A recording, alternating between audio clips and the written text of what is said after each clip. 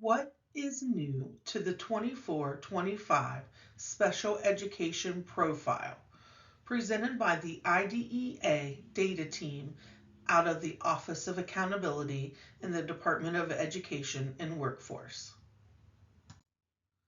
The components of general supervision is shown. The area that we'll be looking at today is related to the data and the SPR, APR.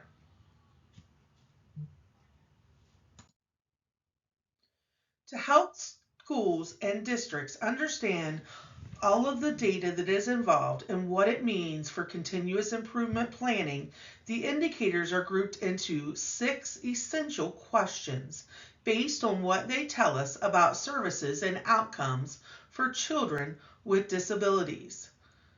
The first essential question: are young children with disabilities entering kindergarten ready to learn? The second is, are children with disabilities achieving at high levels? The third question is, to what extent do students with disabilities have access to the general education environment? Question 4, are youth with disabilities prepared for life, work, and post-secondary education? And the fifth is, does the district implement IDEA to improve services and results for children with disabilities? And the sixth question, are children receiving equitable services and supports? The profile is released in 2 phases. The first phase, to be released in January of 2025, contains all the measures that may have required actions, as shown within the black boxes on the slides. We have Indicator 12, Early Child Transition, Alternate Assessment Participation, Indicator 4, Suspension Expulsions, and then Indicator 1, Graduation Rate, Indicator 2, Dropout Rate, Indicator 13, Secondary Transition, Indicator 14, Post-Secondary Outcomes, Indicator 8, Facilitated Parent Involvement, Indicator 11, Initial Evaluation Timelines, Indicator 9 and 10, Disproportionate Representation, Significant Disproportionality in Identification, Significant Disproportionality in Placement, and Significant Disproportionality in Discipline. The second phase, to be released in May of 2025, contains additional results, measures that do not have required actions, as shown within the black boxes on this slide, to be used for continuous improvement planning. So this is our Indicator 6 with the preschool education environments, Indicator 7, preschool outcomes, Indicator 3, assessment, participation, and performance, Indicator 5, school age educational environments, and Indicator 18, general supervision. That's the timely correction of non-compliance. How to access the profile. This is for district and community school staff members. You'll log into the OHID. You're going to see the application if you have the correct OEDS roles of special education profiles and ratings. You'll want to click on and open that application. Once you open that application, you'll want to choose the 2024-2025 Special Education Profile that you see on the slide that says Coming Soon. There are several new measurements and display features coming to the 2024-2025 Special Education Profile. A few of these updates are to existing measures, and some are going to be entirely new to the profile. We'll talk about each of these in detail, but this quick overview shows we have updated measurements to indicators 1, 2, 4, 9, and 10, significant disproportionality, and 11. We also have entirely new measures, including alternate assessment participation rates in science and Indicator 18. which is really new in name only. Spoiler alert, this indicator replaces indicator 15, timely correction of non-compliance. Then finally, we have a new display feature for our equity measures, which includes indicators 4, 9, 10, and significant disproportionality. Now let's go through each of these items in detail and what they mean for you as a profile user. We are going to start with the updated measurements. Indicators 1 and 2. Indicator 1 measures graduation rates of students with disability ages 14 through 21. And Indicator 2 measures dropout rate of students with disabilities of that same age range. Both indicators use the same denominator, being the number of students with disabilities ages 14 through 21 who were in special education at the start of the reporting period and who exited special education by the end of the reporting period. Any change to one of these indicators will impact the other. So let's start with the calculations for indicators 1 and 2. Then we'll talk about what's changing with these indicators. Indicator 1 measures graduation rate of students with disability ages 14 through 21. And Indicator 2 measures the dropout rate of students with disabilities of that same age range. You'll see that these two indicators share that same denominator, being the number of students with disabilities ages 14 through 21 who were in special education at the start of the reporting period and who exited special education by the end of the reporting period. So any change in one of these indicators will impact the other.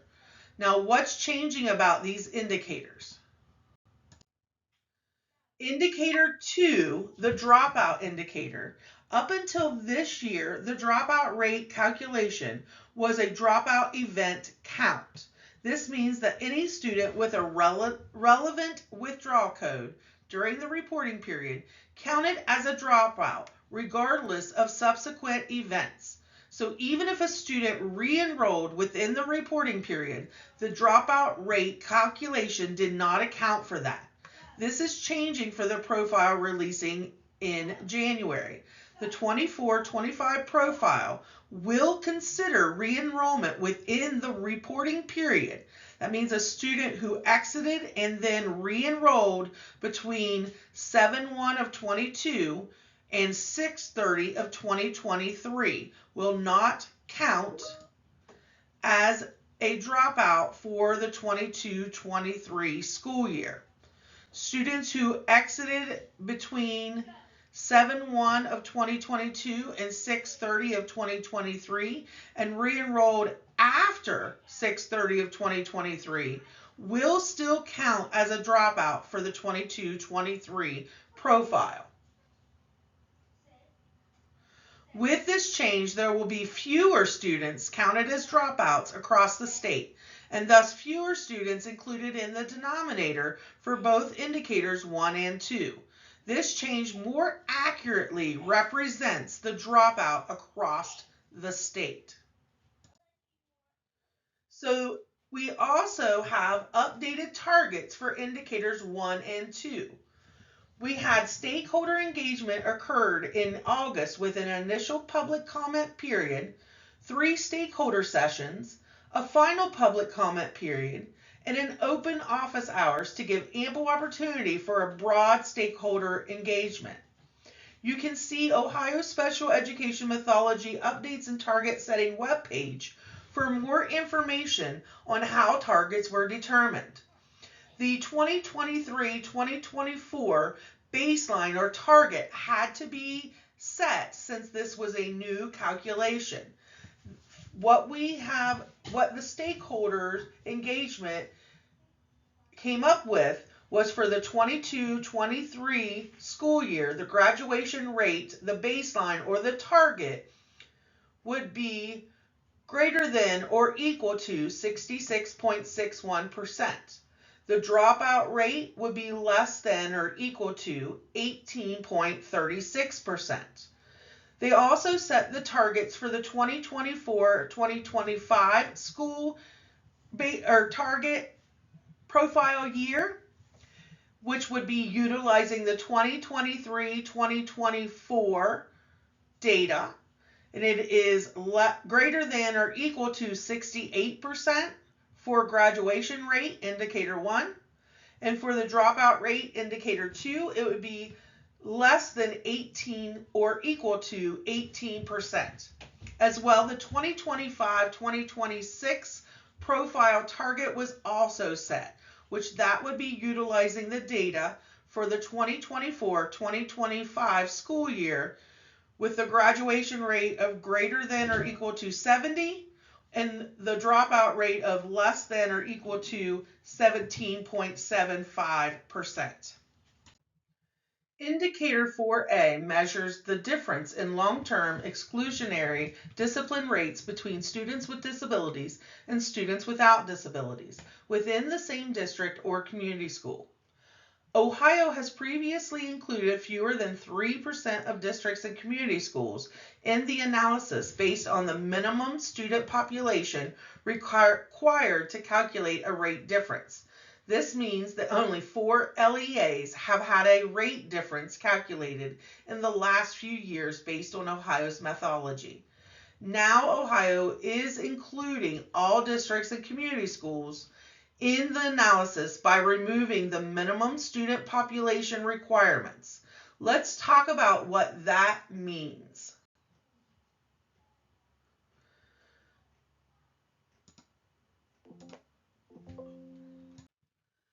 Let's walk through the prior methodology for indicator 4A. Step 1, students with disabilities with out-of-school suspensions and expulsions greater than 10 cumulative days is divided by the enrollment of students with disabilities to give us that discipline rate. Then step 2, the students without disabilities with out-of-school suspensions greater than 10 cumulative days divided by the enrollment of the students without discipline is giving us that discipline rate for students without disabilities. This, in the prior methodology, the minimum cell size was set at 10 and the N size at 30.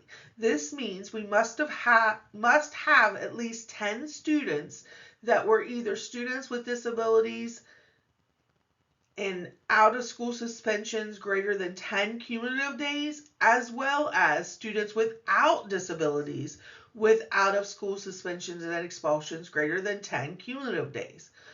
Then with the N size, this means that our enrollment for students with disabilities and the enrollment for students without disabilities must have at least 30 students.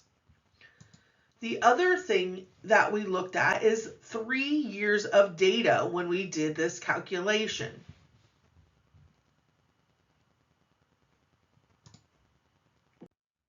With the new methodology, we are removing the minimum cell size and the minimum N size.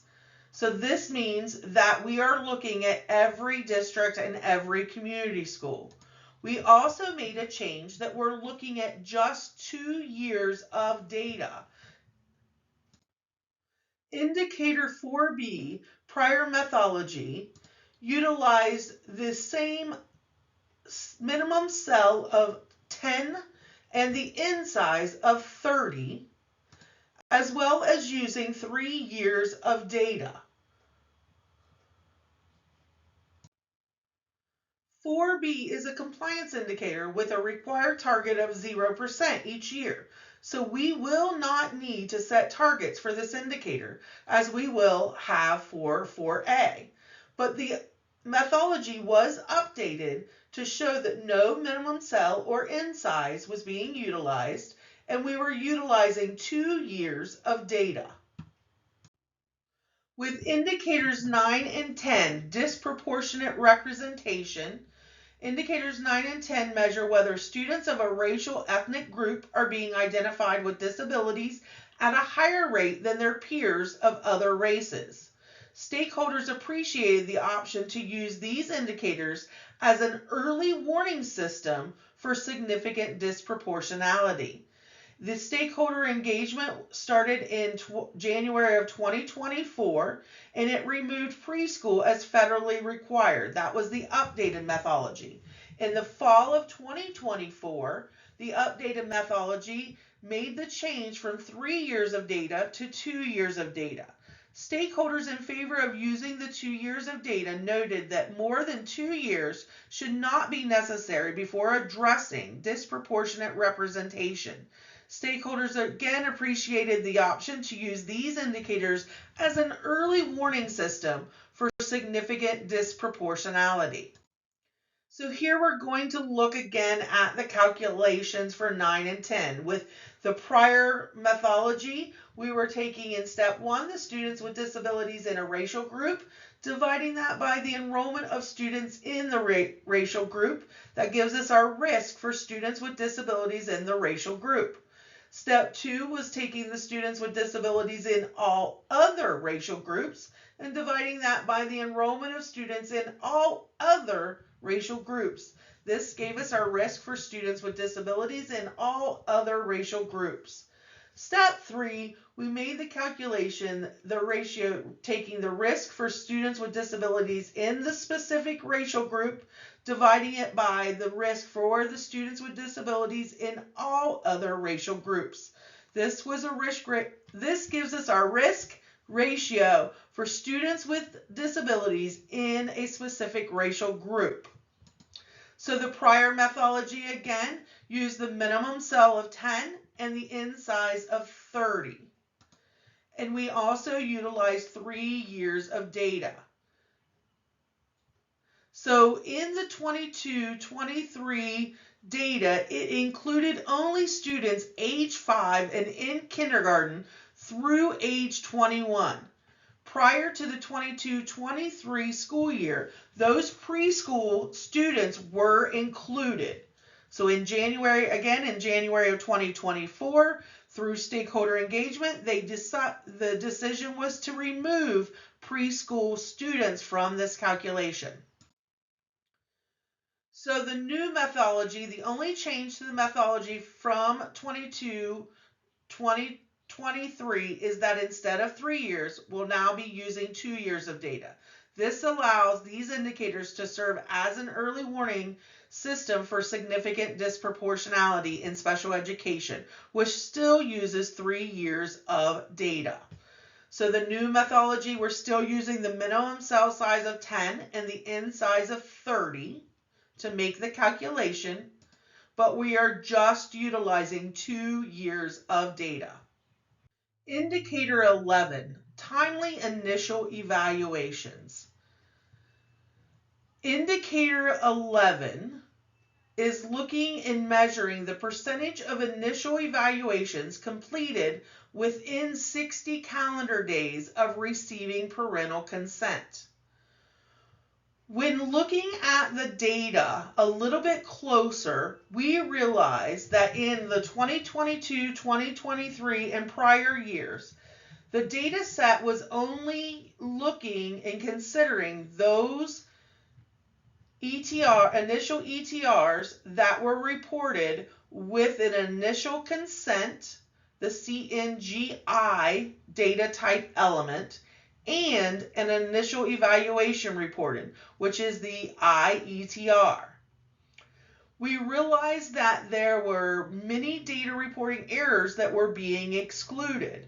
So some of those examples are when the initial consent or the CNGI was reported, but then the ETR was reported as a transfer or TETR for a student that actually never transferred in, or they had a review ETR, an RETR, and an initial consent reported, CNGI, when it is in fact a review ETR, and it should have been a consent for a review.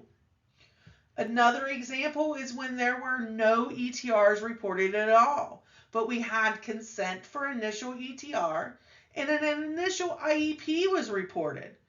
So that we knew that there should have been an ETR reported if the IEP was being developed. So we made a small change, and you might expect more Indicator 11 findings with the 24-25 special ed education profile. You will have the opportunity to submit data appeals for data reporting errors through the profile. This change is only going to be applied to the current profile and forward. We are not applying this to prior years. To see what impact this change had, we compared both measures using data from the 2022-2023 school year. This change adds 119 students to the data set across 54 districts and community schools. From this, we can expect more Indicator 11 findings in the upcoming profile. So again, in the 2022, 2023 and prior years, we were only looking at students with the consent CNGI and an initial evaluation or IETR. For 2023 and 2024 and beyond, we are going to look for students with consent, the CNGI, with an initial evaluation, the IETR, or a consent CNGI without an initial evaluation date or an IETR, but with an initial individual education plan, an IEP. There are general issues reports that will help you with data validation. You can utilize ODEX to review the special education tab to see what has been reported to the department. Utilizing and reviewing General Issues Report 472, which is looking at students with disabilities that have no initial ETR reported after a parental consent is been reported. It'll flag districts who did not report an initial ETR after parental consent for an initial is reported. You want to ensure that the appropriate date type element or GE100 has been reported in EMIS correctly. This is where you could have reported the CNGI, the initial consent, with a transfer ETR or TETR, an RETR or a review ETR, or no ETR at all. Another report, General Issues Report, is 170. This is the report that is looking for an initial ETR that is greater than 60 days of consent for that ETR. So it will flag districts who have more than 60 days between the CNGI and the initial ETR or IETR. You want to ensure that a non-compliance ID element or GE130 is being reported in EMIS for those events. Here is an example of a student's record in the Special Education tab from ODEX. And you can see that it gives you the event dates, the event type, what is the outcome and the dates, and the non-compliance, etc. There is also a column that is included that gives you the district that reported this information. Remember to verify your district reported information. But this district would have received one of the general issues 472 indicating that a consent or a CNGI was reported in the 23-24 school year, but no initial ETR was reported afterwards. When we find that consent in the 23-24 school year, we see that there's also a second reported consent with a different date. You will want to verify your dates and then remove the consent that should not have been reported. Now let's take a look at the new measures. The alternate assessment participation Historically, the profile has displayed the alternate assessment participation rates for English language arts and math. Beginning with the 2024-2025 special education profile, alternate assessment participation rate in science will also now be displayed. While this measure is not new, it will be new to the special education profile this winter. ESSA federally requires states to assess students in reading, language arts, math and science, and the 1% cap on alternate assessment participation applies solely to those three subject areas. Even though science was previously not on the special education profile, Ohio has been collecting and reporting on the science alternative assessment data to the U.S. Department of Education since it became a federal requirement. Given that science is one of the three subjects Ohio is required to report alternate assessment data on, the department thought it would be useful and helpful for districts to see this information on the special education profiles. Indicator 18, General Supervision, is a new measure developed by the Federal Office of Special Education Programs on which states must report beginning with the FY 2023 Annual Performance Report due February 2025. Indicator 18 measures timely correction of non-compliance as it relates to the compliance indicators. This is nearly identical to what we have historically reported within the profile as Indicator 15. We will be replacing Indicator 15 with Indicator 18, though the measure is staying very much the same. 2023-2024 data will cover findings issued during the 2022-2023 school year and due for correction during the 2023-2024 school year. The new status alerts for equity measures. What is a status alert? A status alert alerts the district or community schools of their overall status on each measure. Current status alerts for equity measures included not met, met, NC, and NR. The new status alerts will include at-risk year 1 and at-risk year 2. These statuses are reserved for districts and community schools that have met the target but are at risk for being identified in an upcoming profile. Instead of having to drill down through the more information buttons all the way to the data table and action statement, you'll now be able to see the at-risk statements in the collapsed default view.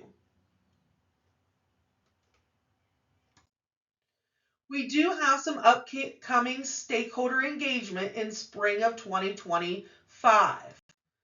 This would be for our Indicator 4A target setting.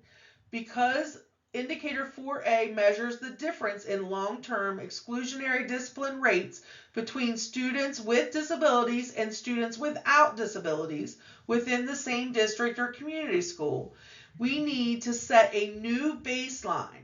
The new baseline means new targets, and we need to expect stakeholder engagement opportunities to be announced in the spring of 2025.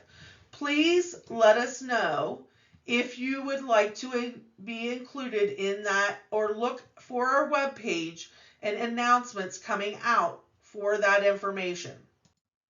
If you do have questions related to the profile, you can contact oec.profile@education.ohio.gov.